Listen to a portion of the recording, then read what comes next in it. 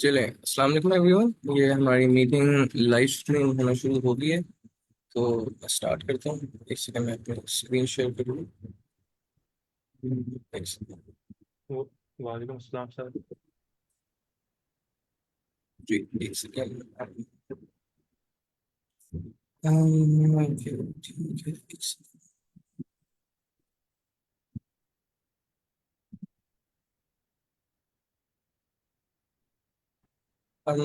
मेरी आवाज आ रही है आप सबको? जी सर। Yes sir. ओके, ठीक। स्क्रीन शेयर स्टार्ट करता हूँ। आपको इस वक्त मेरी स्क्रीन विजिबल होगी? जी बिल्कुल। जी। Yes sir. जब मैं इस क्वेश्चन का लिंक भी शेयर कर देता हूँ चैट में, तो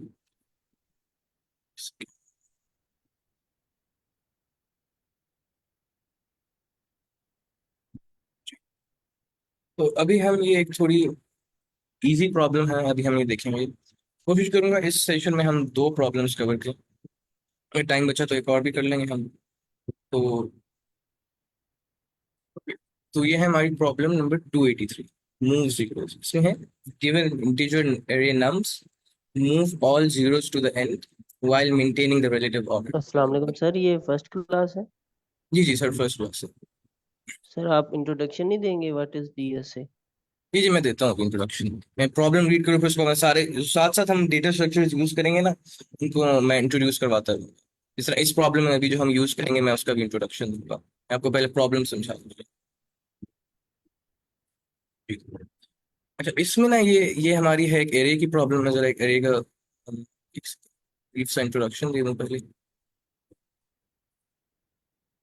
So, एक सेकंड आपको क्रॉस कर दूं। तो बेसिकली एरे में ना हम डेटा किसी भी टाइप का स्टोर कर सकते हैं। उसमें नंबर्स हों, इंटीजर्स हों, कोई भी किसी भी किस्म का डेटा स्टोर कर सकते हैं। अब मेन चीज एरे में क्या होती है? उसमें ये होती है 0, 1, 2। हमारी जो इंडिसेस शुरू होते हैं ना, वो जीरो से शुरू होते हैं। जिस तरह मैंने फॉर एग्जांपल कोई कैरेक्टर स्टोर कर लिया 0 इंडेक्स पे, ये मैंने इस इंडेक्स पे स्टोर कर लिया M। मैं नेम भी स्टोर कर सकता हूँ, नंबर्स भी स्टोर कर सकता हूँ, कोई भी डेटा स्टोर कर सकता हूँ। यहाँ कर लिया ZM। बेसिकली जो मेन चीज होती है ना एरे में, वो ये होती है कि हमारी जो इंडेक्सिंग स्टार्ट होती है ना, वो जीरो से स्टार्ट होती है। तो यहाँ जैसे हम देखें 0, 1, 2। अब मैंने किसी एलिमेंट को एक्सेस करना, फॉर एग्जाम्पल इसका नाम है A। तो मैं कैसे करूँगा? मैं लिखूंगा कि इस ए के, एरे का नाम हमने ए रखा है, कुछ भी कर सकते हैं हम। ए के मुझे, आगे हम ये ब्रैकेट्स लगाएंगे, मुझे ए के जो 0th इंडेक्स पे एलिमेंट है वो देते हैं आप। 0। तो बेसिकली हम एरे में एलिमेंट इस तरह एक्सेस करते हैं कि हम इंडिसेस के थ्रू करते हैं जनरली। तो इस तरह यहाँ मैंने लिखा कि एरे के 0th पोजीशन पे कौन सा एलिमेंट है वो हमें मिल जाएगा। इसी तरह हम चेंज भी कर सकते हैं एलिमेंट। फॉर एग्जाम्पल यहाँ ए है, मैंने करना था कि M, तो मैं कर दूंगा इज इक्वल टू F कर देते हैं F। तो अब जो पुराना एलिमेंट है ना एरे में, ये भी चीज है कि ओवरराइट कर सकते हैं एलिमेंट्स। आगे जाके हम देखेंगे बाकी डेटा स्ट्रक्चर्स में कुछ नहीं होता कि हम जो है ना एलिमेंट्स ओवरराइट नहीं कर सकते। लेकिन इस केस में हम ओवरराइट भी कर सकते हैं एलिमेंट्स। जिस तरह यहाँ पहले ए था, मैंने कहा कि 0th इंडेक्स पे F एलिमेंट स्टोर कर दो। तो मैं करूँगा, यहाँ मैंने इसको काटा और यहाँ मैंने कर दिया F। तो इसमें बेसिकली जो मेन मेन चीजें वो ये है कि हम कोई भी डेटा स्टोर कर सकते हैं, ओवरराइट हम कर सकते हैं इस केस में, और हम जीरो से स्टार्ट करते हैं इस तरीके से। तो यहाँ तक इसे क्वेश्चन, फिर मैं प्रॉब्लम पे जाता हूँ।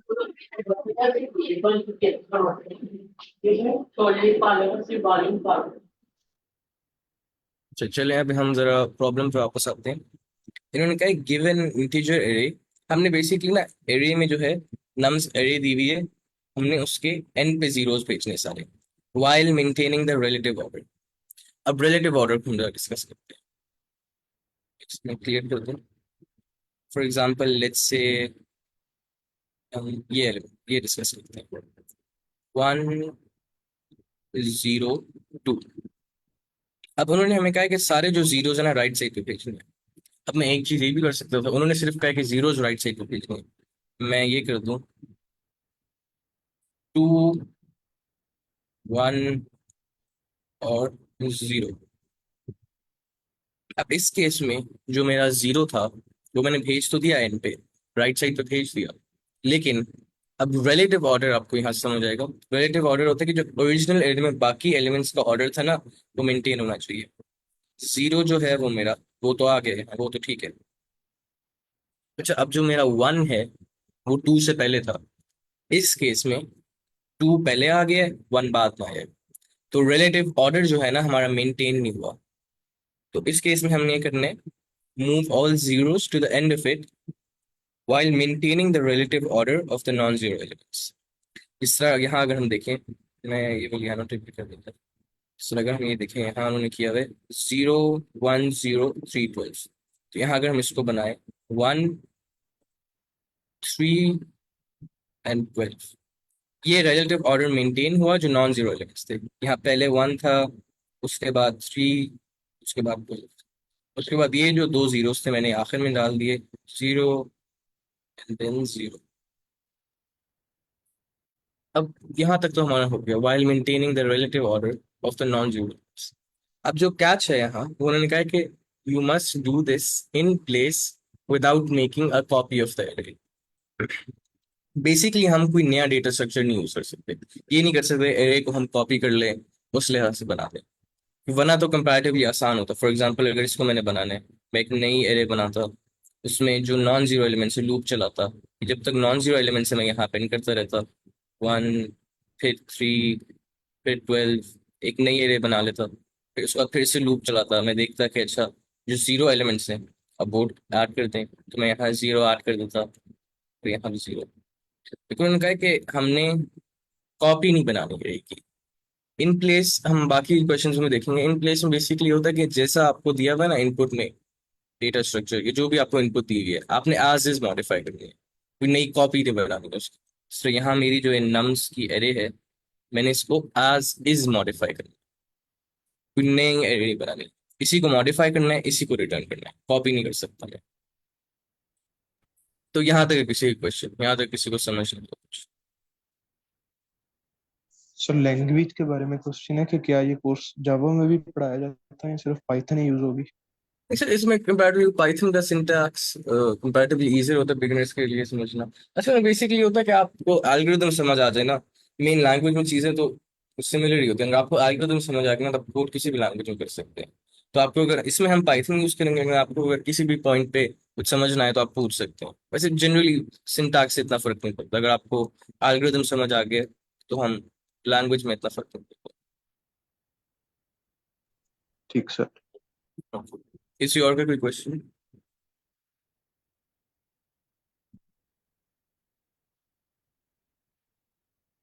सर मेरा क्वेश्चन था कि ना ये जी मुझे बता दीजिए प्लीज कि ना इसको मतलब कि पहले सॉल्व इसकी अप्रोच कैसे हो सकती है, क्योंकि मैं एक जगह पढ़ी थी वो कहते हैं पहले आप इसको पीस ऑफ पेपर पे लिख कर ना इसको ड्राई रन करके फिर इसको यहाँ लीड कोड पे किया करें।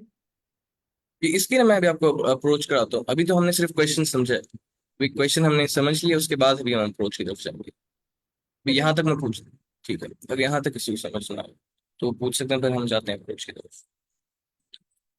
ठीक है, हम मेरे ख्याल से अभी तक आ गए हैं, तो अभी हम चलते हैं इसकी अप्रोच की तरफ। एक्सक्यूज मी सर, मेरा एक क्वेश्चन है। जी जी।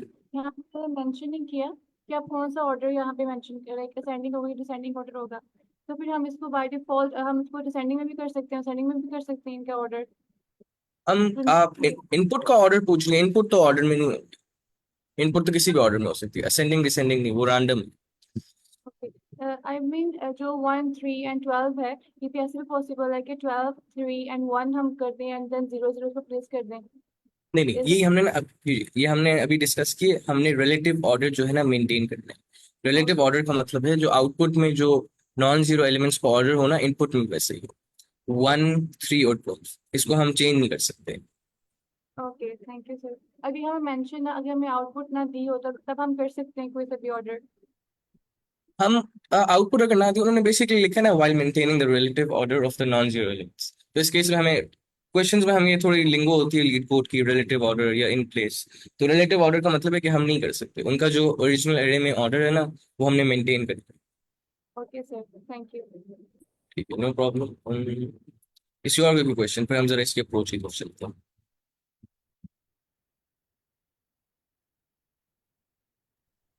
हम चलो, अच्छा इस क्वेश्चन में ना इसको जरा हम समझने के लिए ना, सॉल्व करने के लिए इसको जरा रीफ्रेस करते हैं थोड़ा सा। Move all zeros to the end of it. इसका मतलब क्या है, हमें नजर आ रहा है कि जीरोस लेफ्ट से राइट भेज दें। अब इसी को अब ना ये उन्होंने ट्रिक करने के लिए हमें किया है। इसको हम दूसरी तरह से भी कर सकते हैं, वो ज्यादा आसान होगा। वो क्या होगा कि जीरोस को मैं लेफ्ट से यहाँ राइट पे भेज दूंगा। मैं ये करूँ, जो नॉन जीरो एलिमेंट्स हैं उनको मैं राइट से लेफ्ट पे भेज दूं। बात तो सेम ही है, जीरोस को हम लेफ्ट से राइट पे भेजें या नॉन जीरो एलिमेंट्स को राइट से हम लेफ्ट पे भेजें। तो हम बेसिकली ये अप्रोच यूज करेंगे। यहाँ जरा मैं एनोटेट करता हूँ, 0 1 0 3 and then 12। या किसी को भी सवाल में आप डायरेक्टली बीच में पूछ सकते हैं। हम बेसिकली इसमें ना एक अप्रोच यूज करेंगे, 2 पॉइंटर्स। उसमें बेसिकली ये होगा कि हम एक पॉइंटर रखेंगे इटरेट करने के लिए, और जब भी हमें कोई नॉन जीरो एलिमेंट मिलेगा हम उसको लेफ्ट पे भेज दें। हमने बेसिकली रिफ्रेश कर लिया प्रॉब्लम। जीरोस को एंड पे भेजने की बजाय मैं ये कर रहा हूँ, जो नॉन जीरो एलिमेंट्स हैं उनको स्टार्ट पे भेज रहा हूँ। बात तो एक ही हुई, इस वजह से जो जीरोस एंड पे आ जाएंगे। मैं ये करूंगा, यहाँ मैंने रखा एक लेफ्ट, यहाँ मैंने रखा एक राइट। ये राइट वाला जो पॉइंटर है ना मेरा, ये पूरी एरे पे जाएगा। जब भी कोई इसको नॉन जीरो एलिमेंट मिलेगा ना तो ये स्वैप कर देंगे। मतलब नॉन जीरो मिलेगा उसको मैं लेफ्ट पे भेज दूंगा, तो राइट और लेफ्ट को आपस में स्वैप कर देगा। और ये राइट वाला पॉइंटर पूरी एरे पे इटरेट करेगा। और जब हमने स्वैप कर लिया तो फिर मैं लेफ्ट वाले पॉइंटर को भी इंक्रीमेंट कर। अभी जरा हम ये समझते हैं। सबसे पहले मैंने चेक करना है कि यार राइट वाला जो पॉइंटर है उसका पर्पस क्या है। उसका पर्पस ये है, नॉन जीरो एलिमेंट कोई भी ढूंढो उसको लेफ्ट पे भेज दो। तो मेरी पहली कंडीशन क्या होगी कि इफ राइट पे जो एलिमेंट है नॉन जीरो है, पहले तो वो कंडीशन होगी। अब मैं यहाँ देखूँ, यहाँ तो राइट पे मेरा नॉन जीरो एलिमेंट नहीं है, फिर मैं इसको काटूंगा, राइट को मैंने एक आगे भेज दिया। अब मैंने क्या देखा, मैंने देखा कि राइट पे नॉन जीरो एलिमेंट है। ठीक है, राइट पे नॉन जीरो एलिमेंट है, इसको मैंने लेफ्ट पे भेजना है। कैसे भेजूंगा, इन दोनों को आपस में स्वैप कर दूंगा। तो ये मेरा बन गया, इसको मैंने इधर भेज दिया, इसको इधर भेज दिया। 1 0 0 3 एंड देन 12। हमने जो देखा था पहले कि जब स्वैपिंग होगी तो उसका मतलब ये है कि एक हमने राइट से एलिमेंट लेफ्ट पे भेज दिया है, तो लेफ्ट का पॉइंटर जो है मैं इंक्रीमेंट करूंगा। ये एक चीज देखने की है कि राइट वाला पूरी एरिया पे इटरेट करेगा, वो तो हर बार इंक्रीमेंट होता रहेगा फॉर लूप के जरिए। लेफ्ट वाला सिर्फ तब करना है इंक्रीमेंट जब मैं स्वैप करूँ। अब क्या होगा, लेफ्ट पहले सबसे स्टार्ट वाली इंडेक्स पे था, लेफ्ट मेरा एक इंक्रीमेंट होकर यहाँ आ जाएगा। राइट जो है मेरा वो तो ऑब्वियसली होगा, पहले इधर था, फर्स्ट इंडेक्स पे था, मैंने राइट को यहाँ भेज दिया। राइट तो हमारा इंक्रीमेंट होता रहेगा। अब मैंने क्या करना है, अब मैंने करना है राइट आगे चलता रहेगा, फिर से कोई नॉन जीरो एलिमेंट ढूंढेगा। अब मैंने देखा क्या इस पोजीशन पे कोई नॉन जीरो एलिमेंट है, नहीं इस पोजीशन पे तो नहीं है। मैंने राइट को भेजा एक आगे 3 पे। अब यहाँ आया राइट 3 पे। अब उसने देखा कि इस पोजीशन पे नॉन जीरो एलिमेंट है। ठीक है, बस हमें नॉन जीरो एलिमेंट मिल गया, स्वैप कर दिया लेफ्ट से। ये मैंने कर दिया इस तरह, तो ये बन जाएगा 1, यहाँ हमारा 3 आ जाएगा, 3 0, ये 0 पहले से था, ये मेरा 0 यहाँ आ जाएगा, एंड देन 12। अब हमने जो स्टार्ट में बात देखी थी कि जब स्वैपिंग होगी तो मैं लेफ्ट को जो है इंक्रीमेंट कर दूंगा। लेफ्ट पहले मेरा था यहाँ इंडेक्स नंबर 1 पे, लेफ्ट को मैंने यहाँ भेज दिया। राइट तो हमेशा हो गई इंक्रीमेंट, अब राइट मेरा यहाँ आ गया। फिर से मैंने वो कंडीशन चेक की कि राइट पॉइंटर पे कोई नॉन जीरो एलिमेंट है, इस केस में है, तो मैं फिर से कर दूंगा इसको इससे स्वैप। तो अब फिर से अगर हम देखें, ये आ जाएगा 1 3 12, और जो ये आ जाएगा 0, और यहाँ भी आ जाएगा 0। अब इस केस में इटरेशन खत्म हो जाएगी, क्योंकि लेफ्ट जब एक आगे जाएगा, राइट तो आगे जा ही नहीं सकता, तो बेसिकली हमारा फॉर लूप इस पॉइंट पे टर्मिनेट कर जाएगा। इससे हमने बेसिकली ये किया, राइट पॉइंटर रखा, उससे कोई भी नॉन जीरो एलिमेंट ढूंढा, जब भी नॉन जीरो एलिमेंट मिला ना, हमने बस लेफ्ट से स्वैप कर दिया। जब स्वैप किया तब मैंने लेफ्ट को इंक्रीमेंट किया, वरना मैं राइट तो वैसे ही फॉर लूप के जरिए इंक्रीमेंट हो गया। तो यहाँ तक किसी को समझ नहीं। सर स्वैपिंग की समझ नहीं आई कि हम लेफ्ट को क्यों, पता नहीं लेफ्ट या राइट को, एक को हम नहीं मूव करेंगे दूसरे को स्वैप करेंगे, तो काइंडली दोबारा एक्सप्लेन कीजिएगा। जी, राइट का तो हम देखें ना, राइट पॉइंटर का जो बेसिकली पर्पस है, एरे पे इटरेट करें नॉन जीरो एलिमेंट्स, जब भी नॉन जीरो एलिमेंट्स मिलने हैं तब मैंने स्वैप। लेफ्ट को मैं इसलिए मूव नहीं करता, ये बेसिकली 2 पॉइंटर के हम आगे भी देखेंगे। 2 पॉइंटर में होता है, एक पॉइंटर हम स्टेडी रखते हैं, एक पॉइंटर हम मूव करते हैं। अब जैसे मैं यहाँ राइट मूव कर रहा हूँ नॉन जीरो एलिमेंट्स ढूंढने के लिए, मेरा पर्पस क्या है, मैंने इस चीज को रीब्रांड कर दिया। मैंने कहा move all zeros to the end of it, का मतलब है कि जीरोस लेफ्ट से राइट पे भेजो। मैंने कहा कि यही चीज अचीव करने के लिए मैं ये करूँ, नॉन जीरो एलिमेंट्स राइट से लेफ्ट पे भेज दूँ। उसके लिए मैंने कहा राइट पॉइंटर जाएगा, वो नॉन जीरो एलिमेंट्स ढूंढता रहेगा, जब भी नॉन जीरो उसको मिलेगा ना, तब वो कर देगा लेफ्ट वाले पॉइंटर से स्वैप। मतलब जो नॉन जीरो एलिमेंट्स हैं वो राइट से मेरे लेफ्ट पे चले जाएंगे। यहाँ तक हो गया। फिर उसके बाद मैंने लेफ्ट पॉइंटर अब क्यों इंक्रीमेंट किया। अब स्वैप हम लेफ्ट पॉइंटर नॉर्मली इसलिए इंक्रीमेंट नहीं करते कि क्योंकि राइट पॉइंटर इटरेट कर रहा है array पे। हम लेफ्ट पॉइंटर इंक्रीमेंट करेंगे जब स्वैपिंग हो जाएगी। स्वैपिंग अब इस बार क्यों इंक्रीमेंट कर रहे हैं, हम इसलिए इंक्रीमेंट कर रहे हैं कि इस पोजीशन पे तो हमने, तो यहाँ जब स्वैपिंग हुई इस पोजीशन पे तो मैंने एक नॉन जीरो एलिमेंट भेज दिया है, तो मुझे आगे वाली पोजीशन पे जब स्वैपिंग होगी तो इस पोजीशन पे मैंने एलिमेंट भेजना है। तो बेसिकली एक 2 पॉइंटर का एल्गोरिथम टाइप है कि उसमें जनरली ये होता है कि एक जो पॉइंटर है वो एरे पे इटरेट कर रहा होता है।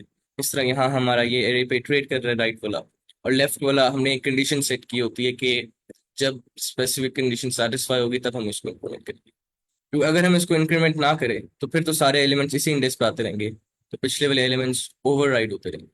इसलिए जब स्वैपिंग हो तब लाजमी होकर स्वैप करें।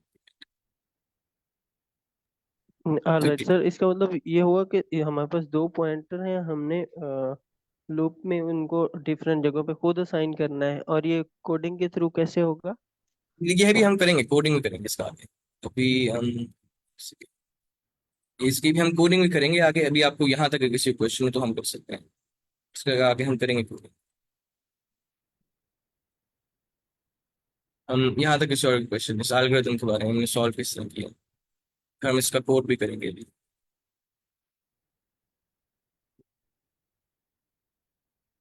इससे कोई क्वेश्चन नहीं आएगा, बेशक अगर क्लियर हो गया तो आप चार्ट में कंफर्म करते हैं।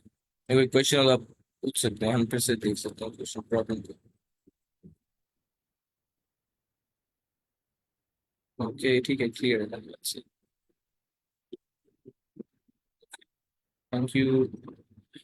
अच्छा, अब जो हमारा क्वेश्चन था लेफ्ट, तो यार मैंने लेफ्ट तो हमेशा स्टार्ट, इस केस में देखें लेफ्ट तो मैंने, लेफ्ट और राइट दोनों मैंने यहाँ स्टार्टिंग में रखी। ये कैसे करूंगा, लेफ्ट रखा, लेफ्ट इज इक्वल टू 0, 0 का मतलब 0 इंडेक्स से। अब राइट का हमने देखा था कि वो इटरेट करता रहेगा, इन एनी केस एंड तक उसने जाना है, उसी को टर्मिनेट होगा। अब ये करने के लिए मैं फॉर लूप आराम से रख सकता हूँ, तो मैंने किया फॉर राइट, ये हमने सिर्फ फॉर लूप लिखा इन रेंज, पूरी जो लेंथ है नम्स की, ये राइट पॉइंटर इससे इंक्रीमेंट होता रहेगा। अब हमने कंडीशन क्या दी थी कि राइट पे जब एलिमेंट नॉन जीरो, तब मैं वो चेक करूंगा कि नम्स के राइट पे जो एलिमेंट है ये है बेसिकली नॉट इक्वल के साइन। अगर नम्स के राइट पे जो एलिमेंट जीरो नहीं है, कोई भी नॉन जीरो एलिमेंट है, तब मैं क्या करूंगा। अब यहाँ हम कर रहे हैं स्वैपिंग नम्स के लेफ्ट कॉमा, ये बाकी लैंग्वेज में कंपैरेटिवली कॉम्प्लेक्स होती है, स्वैपिंग पाइथन में सिंपल सी है। मैंने क्या करना है, लेफ्ट और राइट को आपस में स्वैप करना है। मैंने लिखा nums left nums right equal to nums right comma nums left. Basically ये एलिमेंट इससे स्वैप हो जाए, ये एलिमेंट इससे स्वैप हो जाए, जो लेफ्ट है मेरा राइट से स्वैप हो जाए, जो राइट है मेरा लेफ्ट से स्वैप हो जाए। यहाँ हमने स्वैपिंग कर ली एट द एंड हम, और हमने जो कंडीशन लिखी थी कि जब स्वैपिंग होगी तब हमने लेफ्ट को इंक्रीमेंट करना है, वरना सारे एलिमेंट्स तो क्यों नहीं बनती, इसी इंडेक्स पे आते रहेंगे। तो मैं क्या करूंगा, left plus is equal to 1। Right तो मेरा फॉर लूप की वजह से इंक्रीमेंट हो रहा है, left plus is equal to 1 and then मैं कर दूंगा रिटर्न नम्स। इसको जरा हम रन करके देखते हैं। पहले यहाँ हमने पहले लेफ्ट का स्टार्टिंग से किया pointer, left is equal to 0, right भी 0 होगा क्योंकि फॉर लूप हमारा ये इटरेट करने के लिए 0 शुरू होगा। For right in range length of nums, वही हमारी कंडीशन के जब राइट पे एलिमेंट नॉन जीरो हो। तो if nums right is not equal to 0, तो बस हमने जो एक कंडीशन देखी थी कि मैं स्वैप कर दूंगा, ये हमने यूज कर लिया स्वैप करने के लिए लाइन। उसके बाद जब जब स्वैपिंग होगी तो मैं लेफ्ट को एक इंक्रीमेंट कर दूंगा, वो हो गया लेफ्ट प्लस इक्वल टू 1, और एट द एंड मैंने वही जो एरे थी इन प्लेस रिटर्न कर दी, रिटर्न नम्स, कोई नई एरे नहीं बनाई। जरा हम रन करके देखते हैं। ठीक है, ये एक्सेप्ट हो गया ये हमने। तो अब इसमें से किसी का कोई क्वेश्चन, फिर हम इसकी जरा एक हम टाइम और स्पेस कम्प्लेक्सिटी डिस्कस करते हैं। तो यहाँ तक कोड में किसी का कोई सवाल? सर मेरा क्वेश्चन है कि आपने राइट और लेफ्ट पॉइंटर्स को 0 से क्यों स्टार्ट किया? हम ऐसे भी तो कर सकते हैं ना कि लेफ्ट को हम 0 से स्टार्ट कर लें और राइट को हम 1 इंडेक्स से स्टार्ट कर लें। Is there any specific logic behind this? हम उस तरह भी कर सकते हैं। उस तरह मैंने देखा था कुछ टेस्ट केसेस में ना जनरली फेल हो जाता है। हमने जनरली 2 पॉइंटर्स में होता है कि दोनों पॉइंटर्स ना हमने जो अब बाकी हम प्रॉब्लम्स देखें ना 2 पॉइंटर की, उसमें होता है कि हमने स्टार्ट जो है ना दोनों पॉइंटर्स को एक साथ करना होता है, वरना लॉजिक में एरर आ जाता है। इस केस में हम इसलिए वो 0 से स्टार्ट करते हैं। और जनरली अगर हम 0 से भी स्टार्ट करें 1 से, तो वो in the worst case time complexity में इतना फर्क नहीं पड़ता, तो इसलिए हमने किया 0 से। लेकिन मेन चीज है कि वो 2 पॉइंटर्स में जो हमारी मेन अप्रोच होती है वो ये होती है कि दोनों पॉइंटर्स को स्टार्ट एक जगह से करना है, फिर आगे चलाना है। Okay sir, thank you. Sir इसको जावास्क्रिप्ट सर में नहीं कर इफ सकते? जी मैम, आपको क्या क्वेश्चन था? जावास्क्रिप्ट के अंदर करते हैं इसको सर। हम जावास्क्रिप्ट, मुझे ऐसे जावास्क्रिप्ट आती नहीं है। आप जावास्क्रिप्ट में कर सकते हैं, मेन तो चीज है एल्गोरिथम। आपको अगर एल्गोरिथम समझ आ गया, आप उसको किसी भी लैंग्वेज में कोड कर सकते हैं। ये कोड तो जनरली सिंपल सा है। आपको इस कोड में कोई सवाल है तो आप पूछ लो, तो मेरे ख्याल से सर लैंग्वेज। जी जी। जब मैंने आपसे वो पूछी थी इसके बारे में किसके अप्रोच क्या कर सकते हैं वो पीस ऑफ पेपर पे लिख के, तो वो एल्गोरिथम जब पीस ऑफ पेपर पे लिखेंगे वो कैसे, यानी कि वो एल्गोरिथम लिखेंगे कि वो प्रोग्राम लिखेंगे, हम फिर उसको ड्राई रन करेंगे? हम अगर आप पीस पेपर में करना चाहते हैं तो ये है कि आप जो आपको 2-3 मेन पॉइंट्स है, जिस तरह यहाँ मेन पॉइंट्स क्या थे हमारे कि राइट पॉइंटर जो है वो चेक करेगा कि अगर राइट पॉइंटर में जो एलिमेंट है नॉन जीरो है, ये एक पॉइंट हो जाएगा। दूसरा ये होगा कि जब ये कंडीशन सेटिस्फाई हो तब हम स्वैपिंग करें, ये दूसरा पॉइंट हो जाएगा। और फिर आप ड्राई रन भी कर सकते हैं। तो इसमें बेसिकली मेन चीज ये है। और 1-2 पॉइंट्स ये और हो सकते हैं कि जब स्वैपिंग होगी तब लेफ्ट पॉइंटर इंक्रीमेंट होगा, राइट पॉइंटर वैसे इंक्रीमेंट होता रहेगा। तो ये आप मेन पॉइंट्स 3-4 अगर आप चाहें तो पेपर पे इस तरह लिख सकते हैं एल्गोरिथम, और बाकी आप ड्राई रन कर लें तो उससे आपको और समझ आ जाएगा। सही सर। ठीक है, किसी और भी कोई क्वेश्चन है? अगर क्लियर हो गया तो आप चार्ट में कंफर्म कर दें। सर इफ कंडीशन सर दोबारा से एक्सप्लेन कीजिएगा। नम लेफ्ट कॉमा नम राइट इक्वल नम राइट, ये वाली चीज नहीं समझ तो आई। ये बेसिकली है कि पाइथन ना एक लाइन से आप स्वैपिंग कर सकते हैं। मैंने देखा ना यहाँ जब राइट पे मुझे मिला नॉन जीरो एलिमेंट, तो मैंने क्या किया, स्वैप। तो ये बेसिकली स्वैपिंग के लिए। अब ये कैसे हो रहा है, मैंने लिखा nums left comma nums right, left और राइट की वैल्यू स्वैप करनी है। अभी एक लाइनर का मतलब ये है कि नम्स लेफ्ट की जो वैल्यू है वो नम्स राइट पे भेज दो, और नम्स राइट की जो वैल्यू है नम्स लेफ्ट पे भेज दो। ये बेसिकली पाइथन में सिंटैक्स होता है वन लाइन स्वैप करने के लिए, कि आप यहाँ वो एलिमेंट्स लिख दें और उसी ऑर्डर में जो आपने स्वैप करने वो एलिमेंट्स यहाँ लिख दें। जिस तरह यहाँ का जो पहला एलिमेंट है नम्स लेफ्ट, वो इस साइड के पहले एलिमेंट से नम्स राइट से स्वैप हो जाएगा, और जो नम्स राइट है यहाँ का दूसरा एलिमेंट वो नम्स लेफ्ट से स्वैप हो जाएगा। तो बेसिकली हम स्वैपिंग के लिए यूज करते हैं। Alright sir. जी, किसी और भी क्वेश्चन या कंफर्म हो गए, आपको समझ आ गया तो चार्ट में कंफर्म फिर हम इसकी। मेरा एक क्वेश्चन है वो ये कि जो हम फॉर लूप में वेरिएबल को यूज करते हैं वो ऑटोमेटिकली इंक्रीमेंट होता है इन पाइथन। जी जी, वो पाइथन में ये यही आसानी है कि ऑटोमेटिकली इंक्रीमेंट होता है, वरना बाकी लैंग्वेज जिस तरह C++ जावा में आप खुद करते हैं, लेकिन इस केस में ऑटोमेटिकली हो जाता है, और ओके स्टार्ट भी ऑटोमेटिकली 0 से होता है। ओके। एंड सर यहाँ पे जो उसका मेन मेथड है वहाँ पे लिस्ट इन मेथड लिखा हुआ है, बट हम तो यहाँ पे अरे यूज कर रहे हैं, उसका क्या थोड़ा सा लॉजिक होगा? हम यहाँ पाइथन में ना हम एरेज को लिस्ट कहते हैं, तो बेसिकली यहाँ उन्होंने ये दिया हुआ है कि नम्स की एक हमें दी हुई होगी लिस्ट जिसकी डेटा टाइप होगी integer. Okay sir, thank you. ठीक है। किसी और के क्वेश्चन? सर ये एरो नन क्या रिप्रेजेंट कर रहा है? आरो नन हम आई गेस ये रिप्रेजेंट करे किसी को पॉइंट नहीं कर रहा है क्या, ये मैंने इसका मुझे इतना नहीं पता। मुझे इसका सिर्फ ये पता है कि यहाँ जो आर्ग्यूमेंट्स हैं सेल्फ हम उसमें इससे लिखते हैं कि हम मेथड के अंदर डिफाइन कर रहे हैं, और यहाँ नम्स लिस्ट इंटीजर ये इसलिए कि हमें नम्स दी हुई है जो कि एक लिस्ट है इंटीजर डेटा टाइप। ये जनरली चीजें पहले से डिफाइंड होती हैं, ये जो टेम्पलेट होता है हमने सिर्फ अंदर वाला डिफाइन किया होता वाइड फंक्शन के लिए है। है। जी नन पॉइंटर जो ये ऊपर मैं मेथड में शो हो रहा है वो जी क्या जी। वाइड फंक्शन के लिए है? अब इसका मुझे पर्सनली इतना आइडिया नहीं है, किसी और को हो तो कर सकता है, मैंने इसका इतना नहीं ठीक। देखा।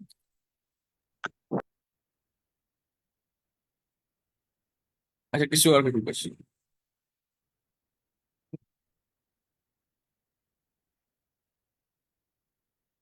चले अब हम ना इसकी बेसिकली एल्गोरिथम्स में ये होता है कि जब हम कोड लिखते हैं ना तो उसमें ऑप्टिमाइज भी करना होता है, और हमें मतलब अच्छे इंजीनियर की निशानी है कि उसको पता हो कि ये ऑप्टिमल है या नहीं। तो उसके लिए हमारे पास होती है टाइम कम्प्लेक्सिटी और स्पेस कम्प्लेक्सिटी। तो इन नया कॉन्सेप्ट तो हमें आहिस्ता आहिस्ता करते हुए रहेंगे साथ। बेसिकली इसमें अगर हम देखें हम क्या कर रहे हैं, टाइम किस चीज में यूज हो रहा है, मैं पूरी एरे पे इटरेट कर रहा हूँ। तो इस केस में जो मेरी टाइम कम्प्लेक्सिटी है, जब हम एक पूरे लीनियर डेटा स्ट्रक्चर में सारे एलिमेंट्स को एक एक दफा टच कर रहे हो, तो उस केस में मतलब बेसिकली एक सिंगल फॉर, तो उस केस में हमारा टाइम जो होता है वो होता है वो एन। एन का मतलब है इनपुट, कि मैं सारी इनपुट पे एक दफा इटरेट करूंगा। और स्पेस हमने यहाँ एक्स्ट्रा स्पेस तो कोई नहीं यूज की, तो उस केस में कांस्टेंट होगी। कांस्टेंट का मतलब है कि जितनी मर्जी बड़ी इनपुट मिल जाए हमें स्पेस नहीं यूज करनी पड़ेगी, जो स्पेस यूज होगी वो कांस्टेंट है, तो वो होती है हमारी O1। थोड़ा डिफरेंट होता है कॉन्सेप्ट शुरू शुरू में। बेसिकली हम ये ओ कम्प्लेक्सिटी वर्स्ट केस को डिनोट करने के लिए करते हैं, ये हम सारी कम्प्लेक्सिटीज में ओ लिखते हैं, अंदर ब्रैकेट के जो वैल्यू लिखते हैं वो चेंज होती है। यहाँ एन इसलिए लिखा हुआ है O n क्योंकि मैं सारी एरे पे एक दफा इटरेट कर रहा हूँ, तो वो O n हो गया। और स्पेस O1 इसलिए कि मैं स्पेस यूज ही नहीं कर रहा एक्स्ट्रा, तो वो कांस्टेंट रहेगी।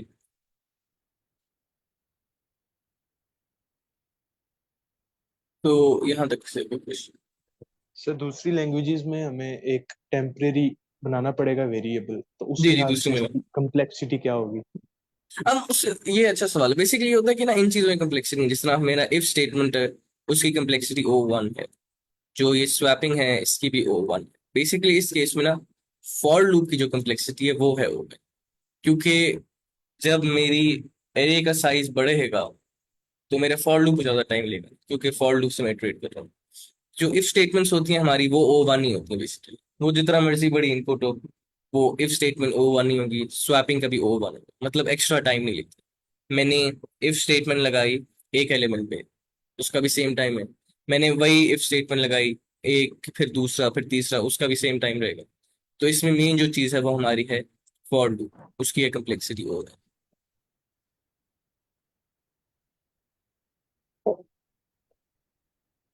जी, किसी और क्वेश्चन?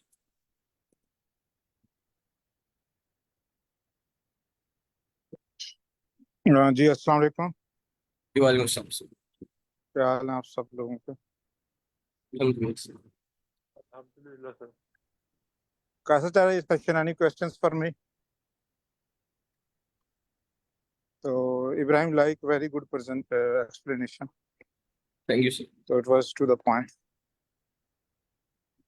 अच्छा, एक रिक्वेस्ट है अपने सब लोगों से कि ये मैंडेटरी है कि स्लैक पे या जूम पे तो नाम ओरिजिनल यूज करें, बगैर किसी सिंबल्स के, बगैर किसी चीज़ों के।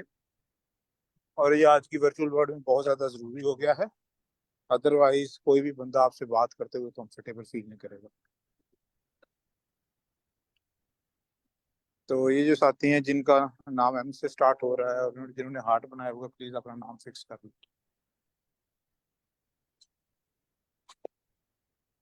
तो इसके अलावा किसी का क्वेश्चन कोई फॉर मी, एनी फीडबैक?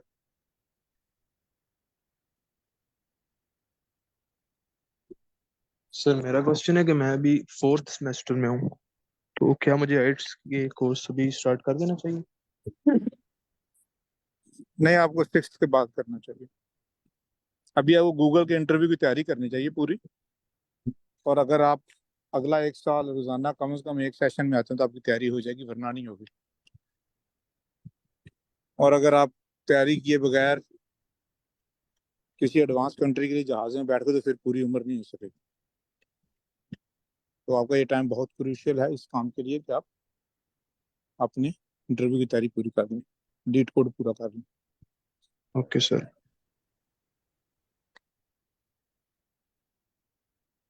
अस्सलाम सर, मेरा एक क्वेश्चन है।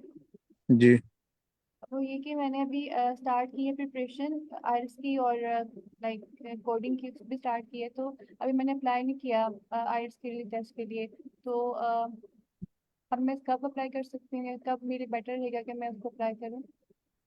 आपका सेमेस्टर कौन सा सर मैं ग्रेजुएट, आई एम ग्रेजुएट। है? फिर आपको इस सेशन में नहीं होना चाहिए, फिर आपको सिर्फ आइल्स पे फोकस करना चाहिए।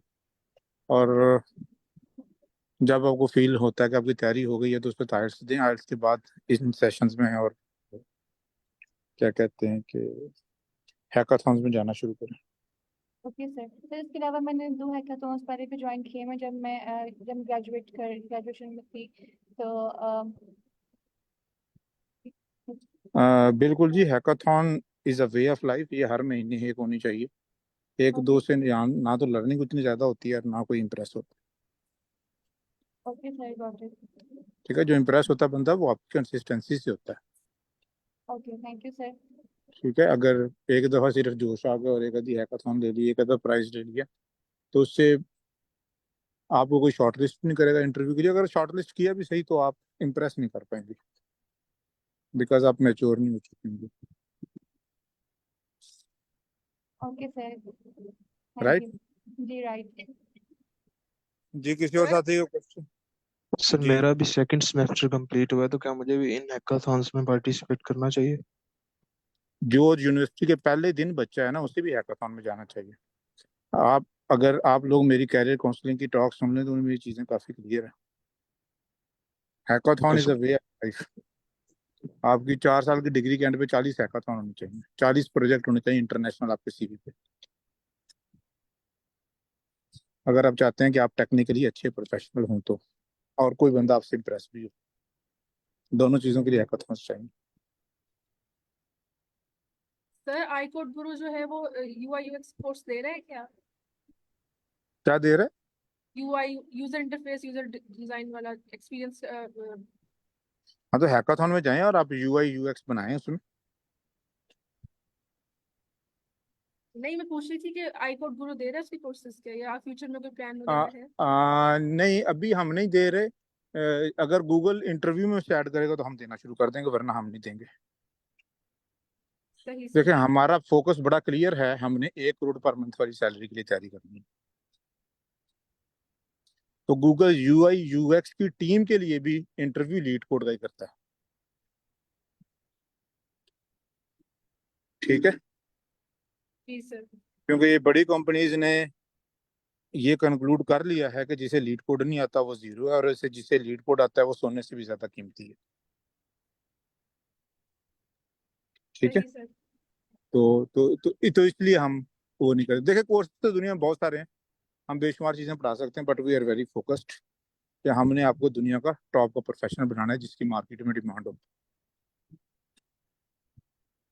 ठीक है, हमने वो चीजें नहीं करवानी जो कंपनीज आपको हायर करने के बाद भी सिखा सकती हैं। काफी सारी चीजें हैं ना जो कंपनीज कहते हैं ठीक है इसे हायर कर लो, उसके बाद में सिखा लेंगे, ये अच्छा प्रोफेशनल है। काफी सारी चीजें जिन्हें कंपनीज कहती हैं कि भाई ये चीज आती है तो ये अच्छा प्रोफेशनल है, वरना नहीं है। तो लीड कोड उनमें से एक चीज है जो कि प्री रिक्विजिट है कंपनी का इंटरव्यू पास करने के लिए। बाकी काफी सारी चीजें जो कि बाद में कंपनी सिखा लेती हैं।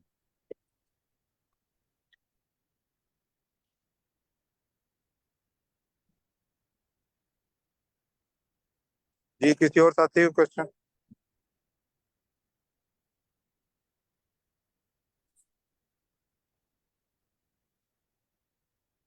सर हैकाथॉन्स मंथली बेसिस पे शेयर की जाती हैं स्लैक के चैनल में? जी बिल्कुल, मंथली बेसिस पे।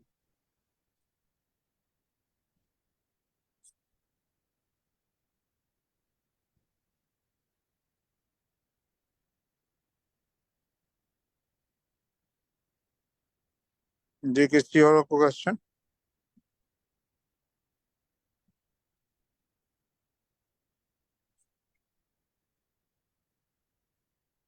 जी मैम ईमान नूर, मैंने आपको एक डायरेक्ट मैसेज किया चैट में, देख रहे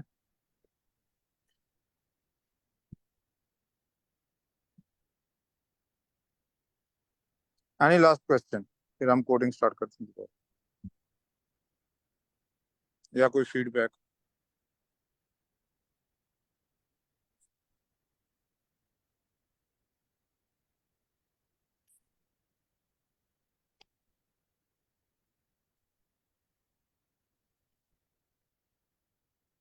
चलें ठीक है जी। तो लुकिंग फॉरवर्ड कि आप लोग लीड कोड के सेशन में रेगुलरली आएंगे। मेरे ख्याल में अगर आप रोजाना कम से कम एक लीड कोड के सेशन में आते हैं तो you are on the right track to become a world class professional. और अगर टाइम है तो बेशक ज़्यादा में भी आ जाए। और लीड कोड के जो क्वेश्चन है सेशन में फोकस करके बैठे, अगर एनर्जी है, नहीं एनर्जी तो बस चुप करके चाय पीते रहे, बात सुनते रहे। अगर बात भूल भी जाते हैं कोई मसला नहीं है, सेशन के बाद आप भूल जाते हैं तो कोई मसला नहीं है। एनर्जी है रिवाइज करें, एनर्जी नहीं है बिल्कुल रिपीट रिवाइज नहीं करने की जरूरत। अगले दिन दोबारा बगैर रिवाइज की दोबारा क्लास में आ जाए। तो this should be your your plan. तो फेल हम तब होते हैं जब हम अपनी जो हम में कैपेसिटी होती है काम करने की, हम उससे ज्यादा अपने आप को ओवर एक्सर्ट करते हैं, बर्न आउट हो जाते हैं। तो इस चीज को ध्यान में रखें। इस बारे में किसी और question? This is very very super crucial to be successful in life. Yes sir, आपने भी कहा कि अगर आप में एनर्जी नहीं है तो आप उसको ना करें प्रैक्टिस, और आप विदाउट प्रैक्टिस के आ जाएं, तो ये राइट अप्रोच होगी। This is the best approach. Okay. जब आपने चलना सीखा था तो क्या आपने घर जाके प्रैक्टिस करती थी बाद में चलने की? No sir. ठीक है। और क्या आप याद करती थी कि कल मैंने कैसे स्टेप उठाया था, दोबारा वैसे उठाना है? नेवर। नहीं, ठीक है ना। तो जी।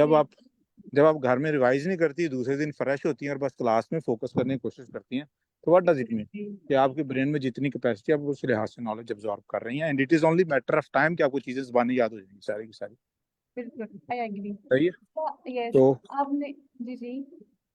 तो अगर आप अपनी नींद खराब करती हैं, तो जब नींद खराब होती है तो आपकी मेमोरी खराब होना शुरू हो जाती है, आपका आईक्यू कम होना शुरू हो जाता है, और फिर बंदा वो हो जाता है जो कि रट्टे मार रहा है, चीजों को याद कर रहा है, और एग्जाम जो ही खत्म हो तो सब कुछ दोबारा भूल गया कि पढ़ा क्या था। ओके तो सर। हमारे जो स्टूडेंट है वो मोस्टली बर्न आउट होते हैं लाइफ में।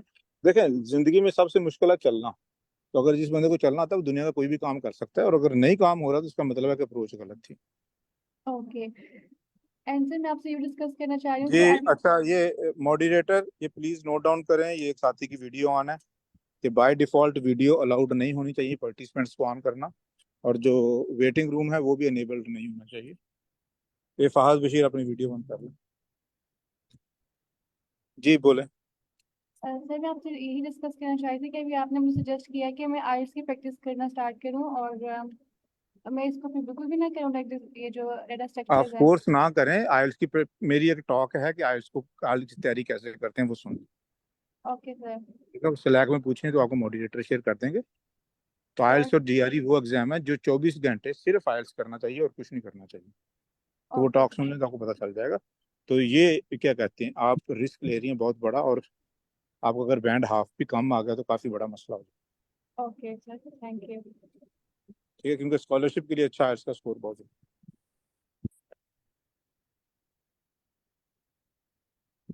तो आप में से जितने लोग लाइफ में आगे जाना चाहते हैं, कोशिश करें कि नींद ज्यादा से ज्यादा पूरी करें।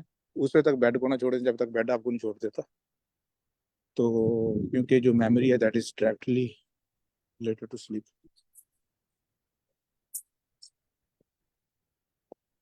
तो चलें जी, कंटिन्यू करें। I will take off from here. Thank you sir for the advice. तो अब इसी क्वेश्चन के बारे में, इसी जो हमने सॉल्व किया, कोड या अप्रोच या टाइम और स्पेस कम्प्लेक्सिटी, इसमें से एक क्वेश्चन है, तो फिर हम उसके बाद दूसरा क्वेश्चन थोड़ा सा डिस्कस कर पाएंगे। 10 मिनट अप्रोक्सीमेटली। तो यहाँ तक किसी भी क्वेश्चन, ये अगर क्लियर हो गया तो आप बेशक चार्ट में कंफर्म करो।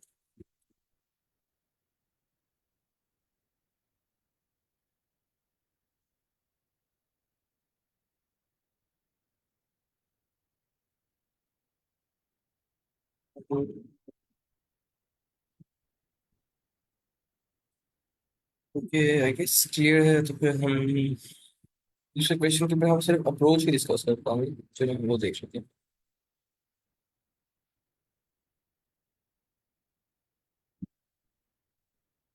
ये allow me to unmute moderators, ही काइंडली, वो सर का क्वेश्चन है, वो कह रहे हैं उनको अनम्यूट करने का अलाउ करता है सर जुबैर का।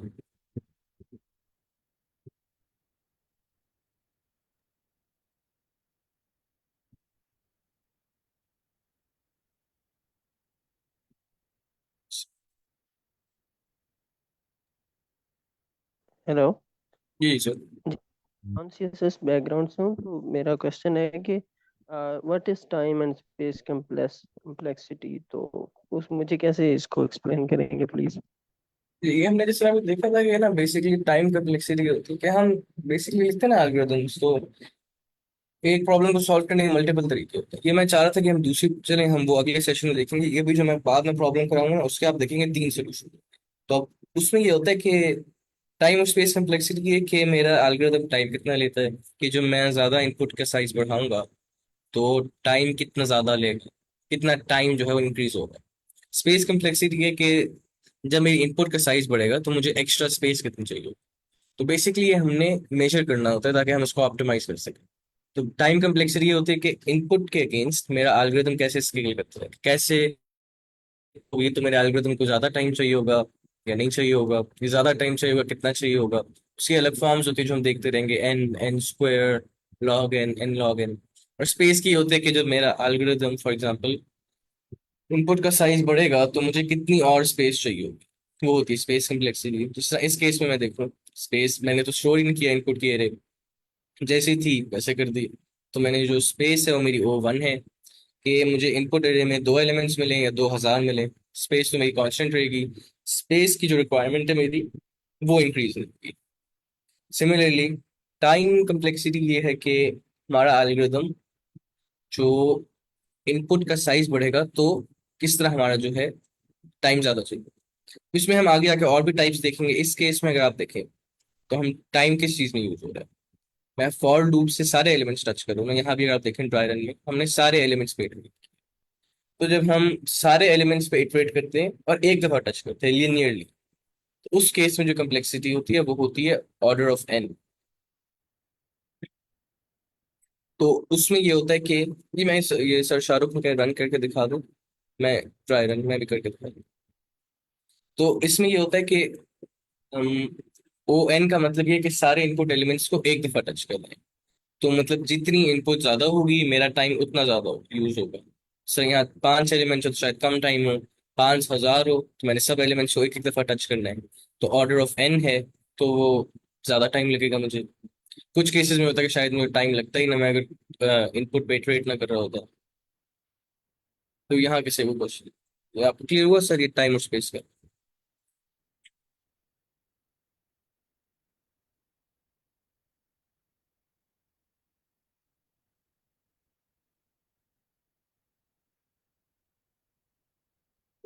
सर जुबैर आपको हो गया क्लियर? ये मॉडरेटर का उनको अनम्यूट करने के फिर से अलाउ कर देते हैं। जी सर, और टाइम का हो गया, ये स्पेस कांस्टेंट क्यों है यहाँ पर? हाँ, ये अच्छा सवाल है। बेसिकली हम स्टोर क्या कर रहे हैं? स्टोर तो कुछ भी नहीं कर रहे हैं। मैंने इनपुट जो मुझे दी है उसके अगेंस्ट मैंने स्टोर क्या किया है? कुछ भी नहीं किया मैंने स्टोर। मैंने सिर्फ इटरेट किया है, मैंने स्वैपिंग की है बस। मैंने वही जो इनपुट थी उसको एज इज किया और रिटर्न कर दिया। इन प्लेस का मतलब ये कि हम ना और कुछ स्टोर ना करें, कॉपी नहीं बना रहे, इसलिए कॉन्स्टेंट। कि मेरी जो इनपुट एरे थी उसी को मैंने चेंज किया, मैंने रिटर्न कर दिया। नहीं सर, समझ नहीं आई, सॉरी। नहीं नहीं, कोई मसला। बेसिकली स्पेस में होता ना कि अगर मैं इस एरे की कॉपी बनाता हूँ तो मैं, और स्पेस मेरी यूज होती फिर मैं उसको चेंज करता। यहाँ कहाँ हमारी स्पेस यूज हो रही है? ये लेफ्ट का सिर्फ पॉइंटर बनाया मैंने, राइट के जरिए फॉर लूप के जरिए मैंने इटरेट किया और स्वैप किया। मेरी स्पेस कांस्टेंट इसलिए कि मुझे दो एलिमेंट्स मिले या 2000 मिले, स्टोर तो मैं कुछ कर ही नहीं रहा। तो इसलिए O1 है कि जितनी मर्जी इनपुट का साइज हो, मेरी स्पेस जो है कांस्टेंट रहेगी। मुझे स्टोर क्योंकि मैं नहीं कर रहा इस केस में। Got it sir. ठीक है, किसी और का क्वेश्चन?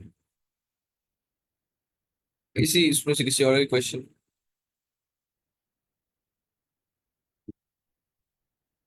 टाइम और स्पेस कॉम्प्लेक्सिटी। अच्छा, वो सर ने कहा था कि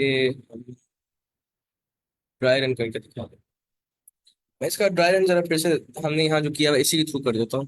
बेसिकली इसमें ना जो याद रखने की चीज़ है वो ये है कि लेफ्ट और राइट पॉइंटर्स दोनों स्टार से शुरू होते हैं। और मैं राइट पॉइंटर मेरी पूरी एरे पे इटरेट करेगा फॉर लूप के थ्रू। और जब भी मुझे राइट पॉइंटर में नॉन जीरो एलिमेंट मिलता है तब मैं स्वैपिंग करूंगा। यहाँ अगर आप देखें, पहले मैंने दोनों 0 0 से शुरू किए, राइट को मैंने एक आगे लिख दिया। सर अब इसमें बेसिकली जो मेन पॉइंट था हमारा वो ये था कि write pointer non zero elements पे जाएगा। और फिर और जब नॉन जीरो एलिमेंट्स पे जाएगा, जब भी नॉन जीरो एलिमेंट की मिलेगा तब हम बेसिकली स्वैप कर देंगे। और जब स्वैप होगा तब हम लेफ्ट पॉइंटेड इंक्रीमेंट कर देंगे। तो हम आई गेस अब हमारे पास वो 7 मिनट रहेंगे, तो उसमें हम नया क्वेश्चन तो कोई नहीं कर पाएंगे। तो टाइम इतना नहीं, वैसे हमने वो 5 मिनट्स पहले खत्म कर दिया। ये मैं अपना, एक सेकंड, मैं ये अपना ना चार्ट में लिंक्डइन शेयर कर देता हूँ। तो आप लोगों का कोई भी क्वेश्चन हो या कोई फीडबैक हो आज के सेशन में, आप बेशक पोस्ट लिखना चाहें तो आप वो लिख सकते हैं। आपका कोई भी क्वेश्चन हो तो आप मुझे वहाँ, जनरली मैं एक्टिव होता हूँ तो आप वहाँ रीच आउट कर सकते हैं। तो ये मैंने शेयर कर दिए यहाँ अपनी। तो किसी और का अगर कोई क्वेश्चन हो जो हम डील कर सकें, फिर हम वरना सेशन को एंड कर देते हैं।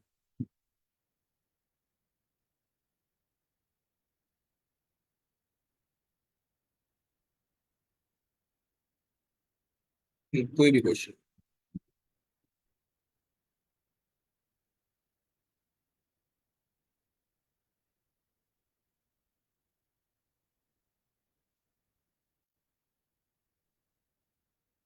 Thank you. ये जो भी आपका फीडबैक हो ना, आप लिंक्डइन में पोस्ट लिख सकते हो, उसमें आप टैग कर सकते हो मुझे। इस तरह पे मुझे भी फायदा हो जाएगा। हम थ्योरी, हम ज्यादा क्वेश्चन या प्रैक्टिकल उस पर फोकस करेंगे, क्योंकि थ्योरी तो जैसे यूनिवर्सिटीज वगैरह में भी होती है। हम बेसिकली करेंगे जो भी क्वेश्चन हम सॉल्व कर रहे हैं ना उसको हम डेटा स्ट्रक्चर में एक्सप्लेन कर दूंगा, एल्गोरिथम भी एक्सप्लेन कर दूंगा। हम बेसिकली लर्न बाय डूइंग करेंगे। तो जो भी आपका क्वेश्चन आप उसमें पूछ सकते हैं, लेकिन ज्यादा हम कोशिश करेंगे कि प्रैक्टिकल रखें उसको, ताकि हमें यूज करना हो डेटा स्ट्रक्चर्स।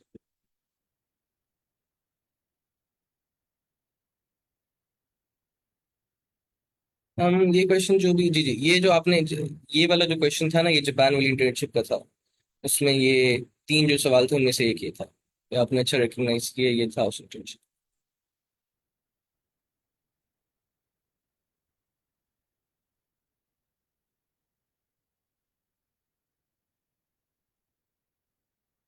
तो आई गेस अब हम, किसी और क्वेश्चन नहीं है तो हम इसको एंड कर देते हैं। ठीक है, thank you everybody for joining. तो जो भी आपका क्वेश्चन आप पूछ सकते हैं।